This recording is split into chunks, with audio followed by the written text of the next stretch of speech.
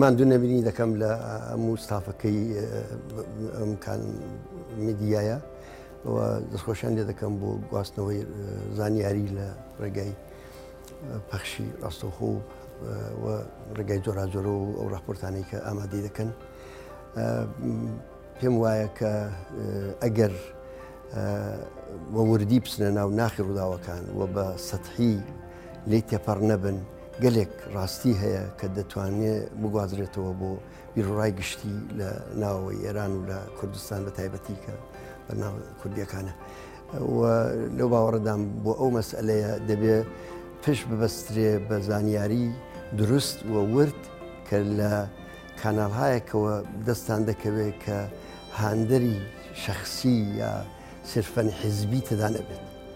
و داوامەوەیە کە دەنگی ئەمریکا وەکو میدیایە کە لە کوردستان زۆر دەبیسترێ و زۆر تاقیبی دەکەن لە ناو حیزبە سیاسیەکانیشە جیاوازی دانەنێ و ئیدئۆلۆژی و بیرروباوەڕی ئەم حیزبیە ئەو حیزب یا هەڵوێستیان بەرامبەر بە سیاسەتی ئەمریکا چییە لە ئێران و لە منتەقە ئەوە ڕێگر نەبێت لەوەی کە دیدگا و بیرروبۆچوونی جیاوازیش لەو میدیایەوە ئەوەندەی کە ئێستاقاکی خۆیەتی دەنگ بداتەوە.